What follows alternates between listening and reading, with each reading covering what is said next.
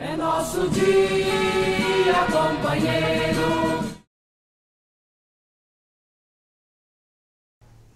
Meu nome é Sônia, na verdade Sônia Maria Barbosa e Silva.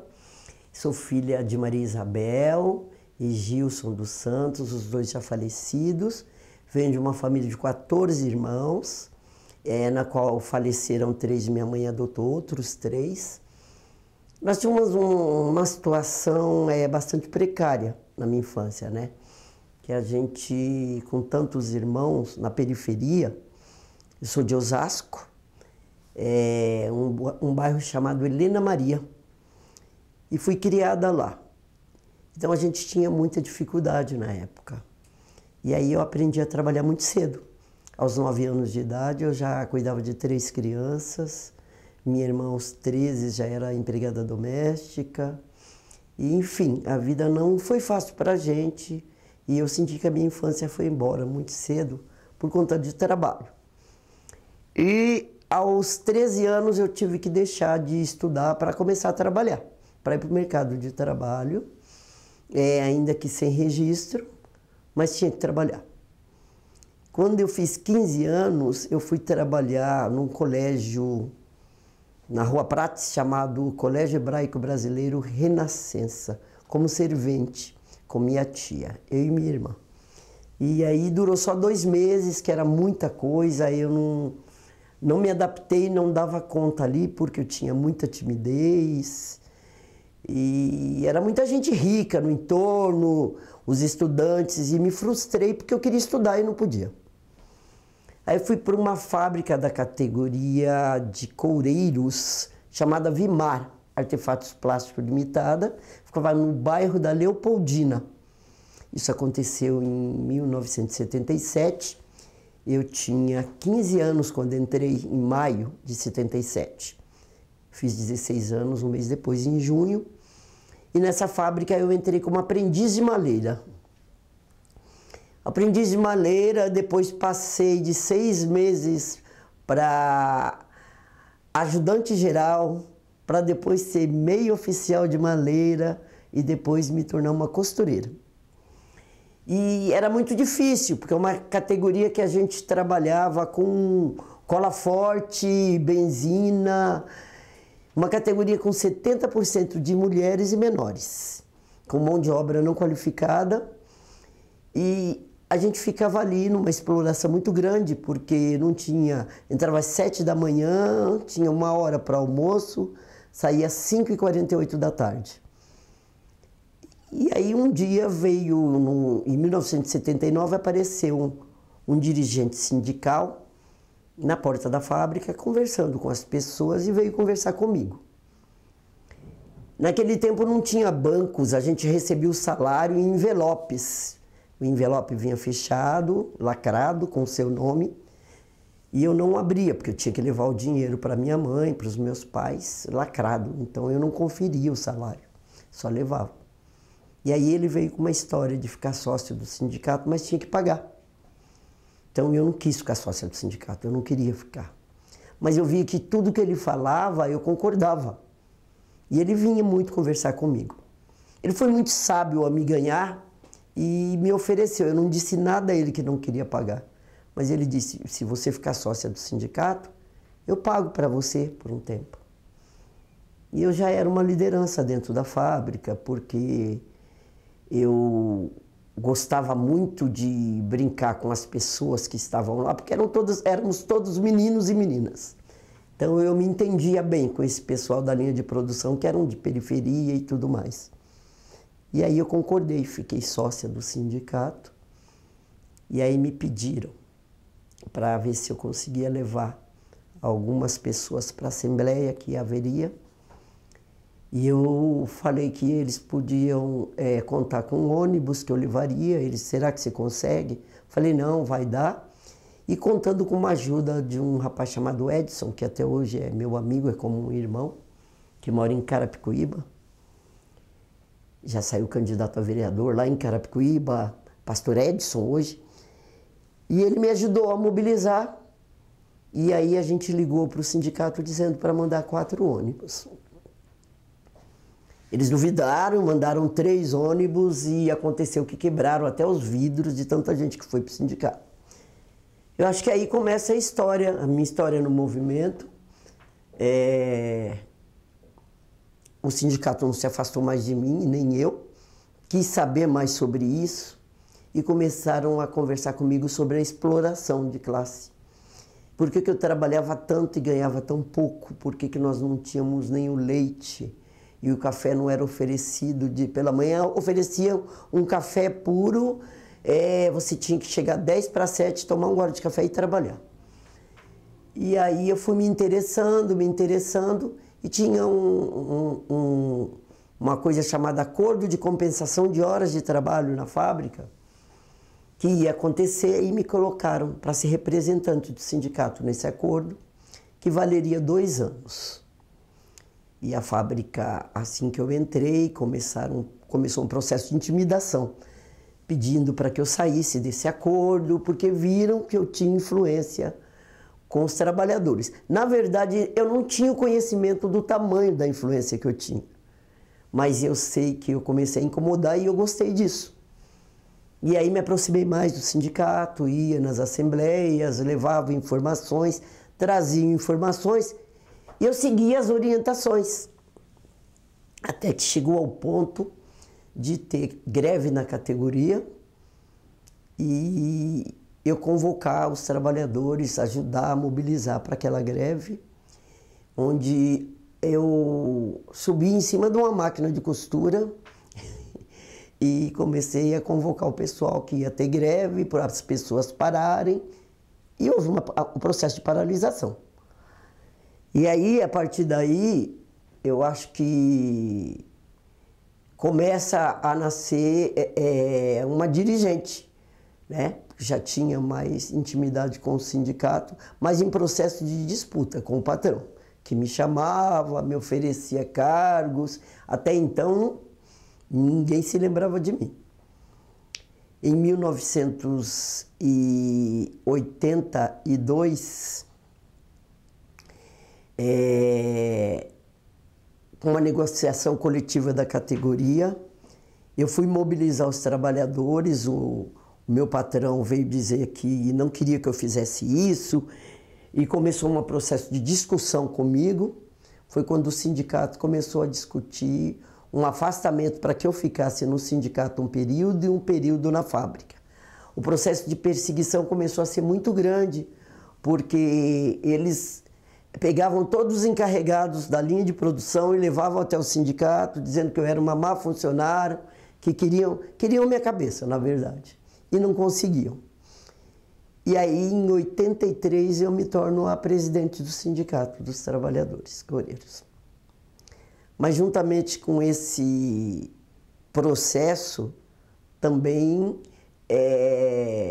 de 80 para cá, é o nascimento de uma central sindical chamada CUT, que vem primeiro um conclate, teve um enclate, que era um encontro dos trabalhadores, depois o conclate, até a fundação da CUT. E eu tive o privilégio de participar desses encontros. E fui aperfeiçoando a minha formação, que era nada, era zero. Eu tinha muita curiosidade e vontade de aprender, mas, além de pouco estudo, não entendia muito de política, eu quase nada. E aí agradeço aos companheiros do movimento e companheiras que vieram, então, ajudar na minha formação. E aí eu contei com a ajuda da experiente Tatal Godinho, uma feminista, a qual eu agradeço muito, Nalu Faria, a Maria Amélia, que é uma grande mulher, ao meu ver também, uma grande companheira, enfim, de outras mulheres que aqui eu não lembraria o nome, mas a Rosana, que é uma companheira do movimento, principalmente que ajudava muito o movimento sindical. E, enfim, vão ter mulheres aqui que eu não vou me lembrar, mas tive a ajuda de muita gente. E de homens também, como Paulo Skromov, que era um homem que me incentivava muito e falava muito sobre a questão de eu ser mulher e de que eu teria um lugar mesmo na sociedade que eu não reconhecia. E aí em 83, quando eu saio candidato a presidente do sindicato, me lançam candidato a presidente do sindicato, isso revolta o sindicato patronal, na verdade a Federação das Indústrias e os patrões da minha categoria, pelo fato de ser a primeira mulher negra e operária no Brasil a ser presidente do sindicato. Como não dependia deles, era a categoria quem votava, depois que eu fui eleita, eles me mandaram flores. E aí eu comecei a ver a hipocrisia, o tamanho da hipocrisia do sistema, né, capitalista. Mas, enfim, foi um período difícil, porque, embora eu tenha me eleito presidente do sindicato, a categoria era... O sindicato era feita por homens, né? A direção era de homem, era uma direção masculina, embora a categoria fosse feminina. Então tinha que haver uma mudança nisso. Começamos a fazer uma discussão a partir daí. Eu me lembro de um período que foi muito engraçado, que foi um pessoal de uma revista de esquerda fazer uma entrevista comigo, a uma revista chamada Camuflagem e Transparência. E ia falar sobre a relação do sindicato com os homens, e a diretoria me chama para tentar dar a linha do que eu deveria falar nessa entrevista. E aí na entrevista eu conto o que eles fizeram comigo, que me chamaram para dar linha. Os companheiros ficaram aborrecidos, muito enfurecidos, mas a partir daí eu fui ganhando espaço, trazendo mulheres para a direção, fazendo formação com os homens desse sindicato, e a direção foi ganhando espaço para as mulheres, chegamos a ter 70% de mulheres em direções do nosso sindicato, fazendo a fusão com o sindicato de luvas e bolsas, e hoje é um sindicato que é de luvas, bolsas, material de segurança, além de coreiro, e com calçados. Que era todo um processo que a gente tinha de solidariedade entre os sindicatos. Por exemplo, se houvesse uma greve ou uma luta para a tomada do sindicato, da mão do que nós chamávamos dos pelegos, para a nossa central sindical e para o nosso lado, naquilo que nós acreditávamos, nós estávamos juntos com essa categoria. Exemplo, Químicos de Osasco, exemplo, Pop Calçados de São Paulo, e nas greves também, que fomos solidários, greves metalúrgicos de Osasco, metalúrgicos do ABC, da própria categoria, metalúrgicos de São Paulo, processo de oposição, que a gente participava, trabalhando nas eleições, o que não era fácil. A eleição de 83 do metalúrgico de São Paulo, uma eleição extremamente agressiva por parte da situação. Eu fui mesária, eu era mesária em quase todas as eleições no nosso campo, no campo da CUT, e o que era muito importante para nós. Mas corríamos, inclusive, em algumas delas, risco de vida, porque vinham pessoas que não eram preparadas como dirigentes sindicais, mas os chamados bate-pau, pessoas armadas, banditismo no movimento. Passamos um período muito perigoso, inclusive nos condutores de veículos. E, enfim, passei pelo movimento sindical por quase 20 anos. Exercitei no sindicato, procurei exercitar o retorno à fábrica. Passar um tempo na direção, ficar liberada, mas retornar à fábrica, que era uma forma de reciclar o dirigente, né? Uma das coisas também que eu quero me lembrar, as nossas pautas de reivindicações, que eram extremamente avançadas. Eu diria até revolucionárias. A gente tinha nas pautas, temos nas pautas ainda, a questão de criação de lavanderias públicas para os trabalhadores e trabalhadoras. Nós pedimos, e eles falavam que vocês estão pensando o que vão fazer a revolução através da negociação coletiva. E bandeiras de creche para filhos dos trabalhadores eram bandeiras que nós carregávamos e conseguimos, né, hoje, porque não tinha licença maternidade, era uma licença maternidade limitada de 60 dias e não havia creche, era até 6 meses de vida, período de amamentação, mas não tinha creche para deixar os filhos dos trabalhadores. Tudo isso é fruto do trabalho do movimento de mulheres, mas de muitas mulheres sindicalistas, porque também havia, nesse período, entre o movimento de mulheres, duas discussões. Uma discussão sobre a questão da mulher trabalhadora e uma discussão das mulheres. As duas eram válidas, mas as mulheres trabalhadoras tinham questões específicas a serem discutidas. Enquanto um bloco discutia o feminismo, o outro bloco discutia que era feminino, mas que queria ter direitos a salário igual, para trabalho igual, direito à redução da jornada, as bandeiras típicas do movimento sindical, né? O fim do trabalho doméstico só para as mulheres, a divisão de tarefas, essas bandeiras. E aí a gente tinha as subsedes dos sindicatos, quando fala da fundação da CUT, a gente tinha as subsedes da Central, e eu mesmo participava na Lapa, na rua Jeroaquara, e que a gente fazia um movimento, que eu digo, muito produtivo, cresci muito ali, com um movimento de mulheres, na questão do conhecimento mesmo, tanto do meu próprio corpo, de ser eu, do meu direito à liberdade, de ser mulher, mas também como mulher sindicalista, trabalhadora, de ocupar o meu espaço na política, o espaço público. Isso foi um período muito importante. Nos anos 90, eu saio do movimento sindical, mais propriamente em 95, 96, e venho para o movimento popular e de moradia, através de um projeto social. Comecei a participar em 87 dos mutirões, participando das reuniões, e em 96, 97 eu vim morar.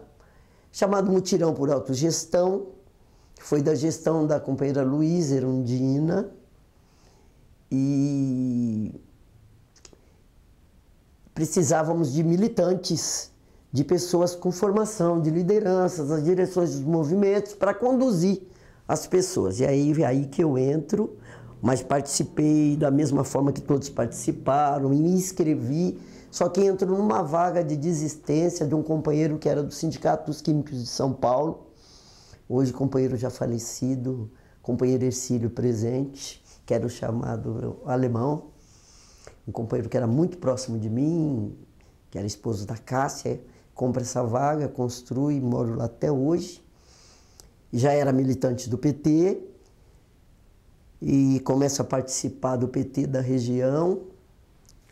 Em 2011, eu me torno presidente do diretório do PT de Pirituba, região de Pirituba. Faço em 2012 a campanha do Haddad, Fernando Haddad, e onde o PT não ganhava na região há umas 4 eleições e o Haddad ganha com 54% dos votos. E eu me torno supervisora de habitação lá na subprefeitura de Pirituba. E a gente ganha aproximação dos trabalhadores através de trabalho, de conscientização, e até hoje atuo no movimento, no PT e no movimento de moradia. Igual a gente sabe que se nós não fizermos nada para mudar pela sociedade, em prol dos trabalhadores, e o povo não acordar para essa nova realidade social que nós estamos vivendo, todo mundo viu o que a gente passou nesse último período com o fascismo, com a eleição do Bolsonaro e com o voto popular, e por sorte em São Paulo, graças a Deus a vitória foi do Lula e do Haddad também, mas as cidades de interiores e outros estados, O que fizeram foi inadmissível. Eu queria aqui resgatar um pouco que em 2016, quando houve, fizeram aquele massacre com a companheira Dilma, aquilo para mim foi a gota d'água, que nós estávamos preparando as conferências, preparando a conferência das mulheres, e eu estava em Brasília, com a forma com que fizeram que a Dilma saísse do poder, o golpe que deram na Dilma. Para mim aquilo foi extremamente doloroso, o qual me colocou em depressão, porque depois dessa companheira ter passado por um processo de tortura e de tudo que passou nesse país, ela voltar a ser xingada, cuspida, sabe? Massacrada da mesma forma pelo sistema. E nós permitimos que isso, eu falo nós, porque eu também não consegui impedir, que isso acontecesse com uma mulher novamente. Foi muito triste para mim, foi muito doloroso. Aí eu estive deprimida, fiquei afastada por mais de um ano e volto depois quando vejo a necessidade de retomar, porque nós temos que um papel ainda, eu acho, grande, que é de ajudar a preparar essa juventude através da nossa história, sabe? Prepará-los para mais um processo de luta. Porque se teve uma coisa que eu aprendi através das leituras, dos livros de Marx, de Trotsky, que a história se repete, sempre, em forma de farsa ou de tragédia. E aí a gente está aqui, sobrevivemos a isso, apesar dos pesares. Tudo que fizeram com o Lula está aí, é o nosso presidente da República, e isso voltei para fazer a campanha, para estar presente e para estar dizendo: a luta tem que continuar, vamos à luta, e aí nós temos esse papel a desempenhar. Não só de fazer com que o movimento dê certo, eleger o Boulos agora nesse momento, de criar novos quadros, mas também de preparar essa juventude para assumir o que vem pela frente. Preparar uma juventude com visão de esquerda, com uma visão democrática, que acredite na luta. Em 1983, nós tivemos a primeira greve geral, né? E eu estava grávida. Minha filha nasceu em janeiro de 84. E foi um momento muito difícil também, porque fiquei ali na Bonfarrege, no corredor da Leopoldina, junto com um companheiro chamado José Carlos Madureira, que era um companheiro da igreja, e nós dois fomos pegos pela polícia. E aí colocaram a gente no camburão, a gente estava tentando parar as fábricas, não estávamos fazendo nada demais. Mas houve um período que eles diziam que nós estávamos formando quadrilha por conta de parar, conversar, dialogar e ir para a fábrica. E aí eles deram um momento de vacilo, nos colocaram no camburão e nós descemos e saímos correndo, pegamos o trem e conseguimos sair e parar em outro lugar na fábrica e fomos parar lá na Lapa. Mas é muito interessante. E em 86 também nós tivemos uma outra greve geral, e essa já foi mais, eu diria, ela conseguiu atingir um número maior de estados. Houve uma paralisação de fato, essa greve foi geral, e no final da tarde ela culminou com pancadaria, né? E eu lembro que um número grande de companheiros, não só eu, nós nos escondemos na igreja Nossa Senhora da Lapa, onde o padre nos ajudava, e nós sentimos fome, e o padre saiu para comprar algo para nós comermos e ele foi preso, e prenderam muitos companheiros nossos.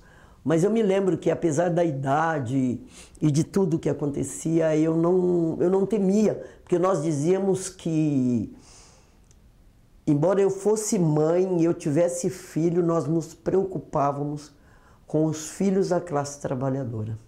Era o que nós dizíamos. E que a classe operária era internacional. Então a dor do outro também era a nossa dor, né? E a gente era muito unido. Houve um tempo em que a maioria dos companheiros eram demitidos, por exemplo, na minha categoria, dos dirigentes eram caçados e demitidos.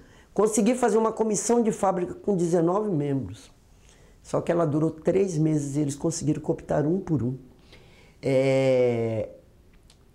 Eu me lembro de vender um jornal dentro da fábrica em que eles não admitiam. Chamava-se Jornal em Tempo. E por conta disso eu fui perseguida também, por um tempo.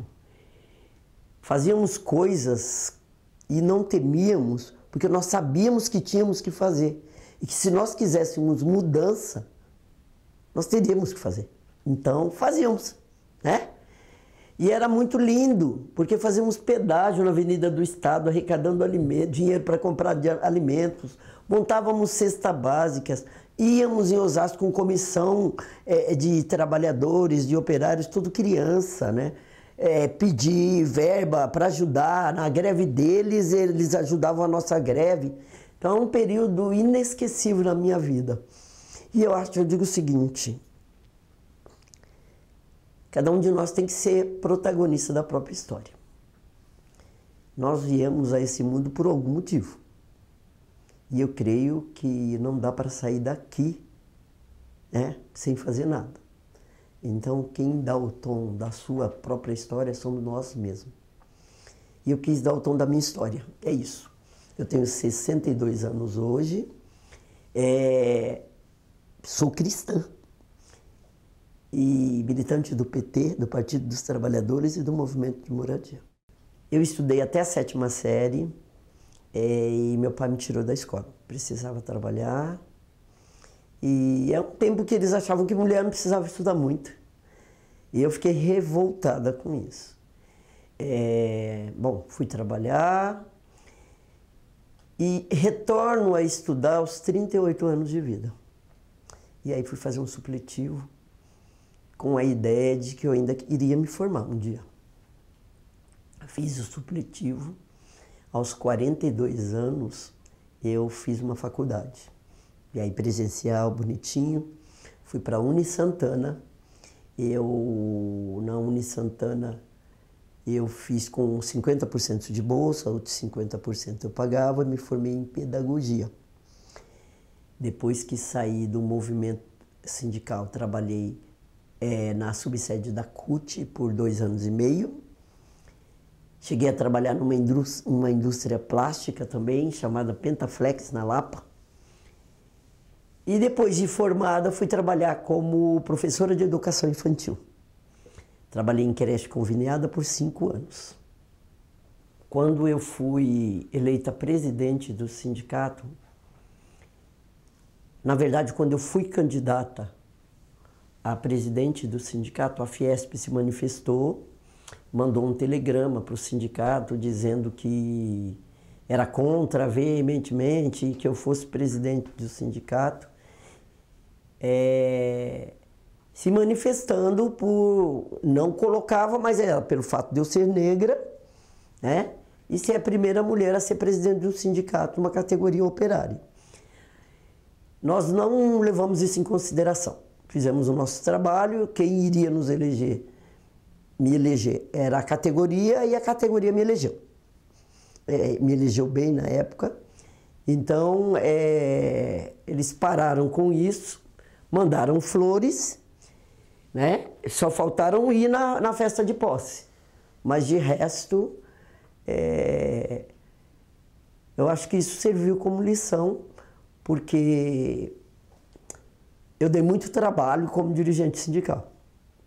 Trabalho aos patrões, porque em todas as greves da categoria eu conseguia parar a fábrica mais de 70%, 80%. E isso eu digo, era greve por aumento de salário, mas também era por reposição salarial. Teve uma greve muito interessante, que eu fui, claro, direcionada pelo sindicato para fazer a defesa. Nós fizemos uma greve que era uma antecipação de 30%. Era 30% greve, o adesivo. E eu fui chamada pelo meu patrão e ele disse que daria 25%. E aí chamamos todos os funcionários no pátio da fábrica e de cima, do alto da sala dele, tinha um espaço, uma sacada, onde falaríamos com os trabalhadores, e eu radicalizei. Diz que o senhor Roberto estava oferecendo 25% do salário, mas o nosso pedido era de 30% ou o pessoal greve, entrou em greve. Então funcionava mais ou menos assim. A gente tinha a capacidade de mobilização e paralisação muito grande. Queria citar aqui também um companheiro que foi muito importante nessa época para mim, que era o Cordeiro, um companheiro de Carapicuíba que participava de todos os movimentos de greve, estava presente, né? Chegou a ser candidato a prefeito por Carapicuíba. Tiveram pessoas importantíssimas. E eu lembro de uma das greves da minha categoria, que foi uns peões da Mendes Júnior, que então estava em obras lá, e eles estavam em greve, e o campo todo deles estava dinamitado lá para que não entrasse pessoas. Eles vieram nos apoiar nessa greve. E esses peões apoiaram mesmo, deram uma força muito grande na greve, ajudaram no processo de mobilização. E assim a gente seguia. Me lembro das nossas passeatas no centro, contra o greve geral de Ruba General, né? Era o General Figueiredo, greve Sarney, contra Sarney, adesivo. Eu sou fiscal da classe trabalhadora, porque existiam os fiscais do Sarney. Era um processo, foram momentos riquíssimos e que não dá para deixar de citar na história. A minha categoria era de 70% menores, mulheres. Na verdade, tinham meninas de 15 e 16 anos. De 17 anos para cima já eram as costureiras, os profissionais. Então, quando você fazia o processo de mobilização e greve, esse setor participava massivamente. Quando haviam as assembleias, eles participavam, mas brincavam muito. Você tinha que inventar brincadeiras, como queimadas, brincavam de amarelinha, jogo de sorte, azar. Um companheiro me lembrando de um fato, de uma assembleia. O pessoal, não só o pessoal como eu, a gente não estava acostumado a ver elevadores. Então vai para um espaço, no sindicato, fazer uma assembleia que tem elevador, a molecada queria brincar de andar de elevador, né? E os companheiros se assustam um pouco com isso. Mas isso era pouco diante do que eles faziam, né? De montar cavalinho no outro e derrubar. Faziam de tudo, só não brigavam. E você tinha que ter um atrativo para que eles participassem e assistissem à assembleia. Então era sempre muito regada de brincadeira mesmo. Fazia assembleia, falava sério, mas eram assim, campeões de fazer pedágio, de pedir, não tinham vergonha, participavam mesmo. Depois que me tornei presidente do sindicato, é claro que apresentava as pautas de negociações e eu ia, junto com o corpo jurídico e alguns dirigentes, para a negociação coletiva da categoria. Que não era fácil porque eles não queriam me ouvir, né?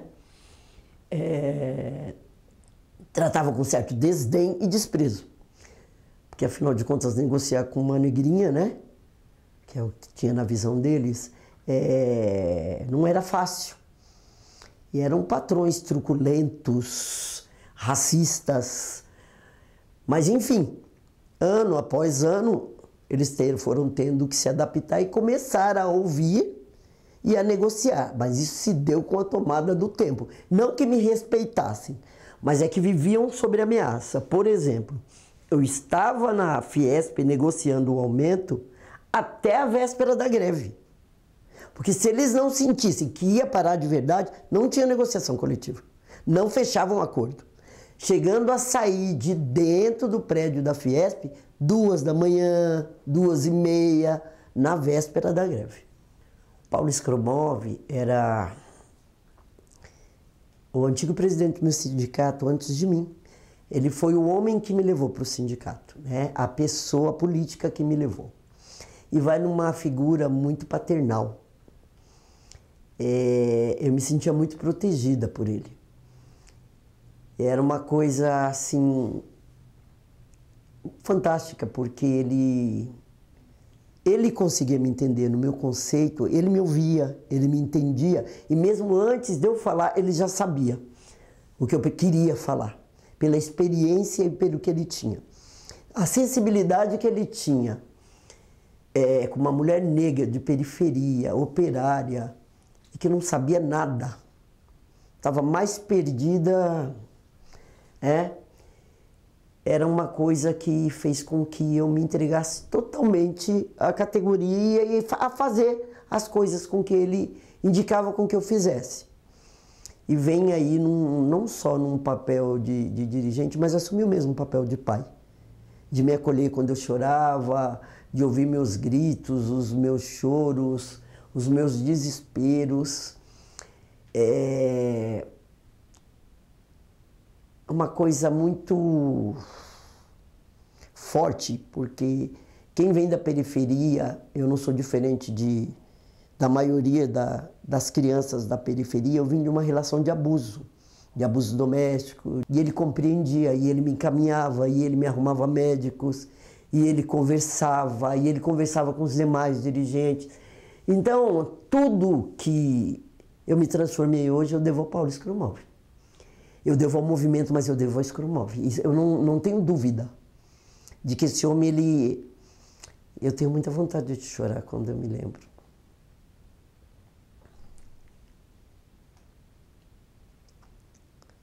Ele me tornou uma cidadã, ele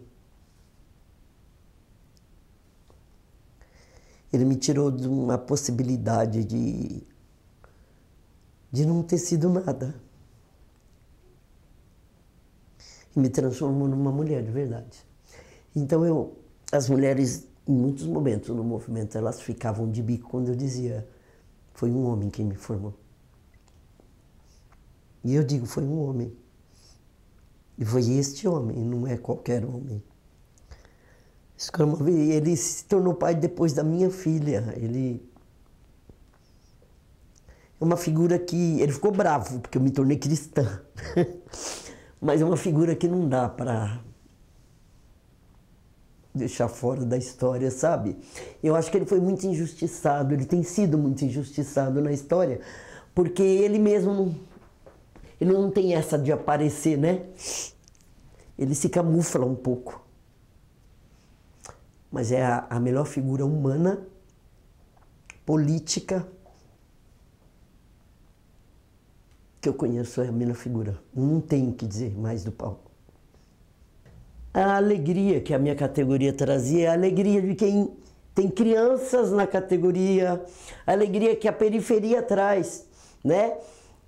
Até hoje na periferia, assim, olha, pode estar faltando feijão, mas a gente tem o samba, né? A gente tem a música, tem aquilo que te contagia, tem que ter alguma coisa para você não morrer, né? Então, essa alegria, ela é característica mesmo da periferia, dos povos pobres mesmo, e principalmente da minha categoria, por ter tantos jovens. Eu acho que é isso, é uma coisa que sacaram muito rápido também. Tinha que ter. Tinha que ter. Não dava para ser aquela discussão truncada sobre política que o adulto faz. Porque afinal nós não éramos adultos, né? Nos tornamos depois.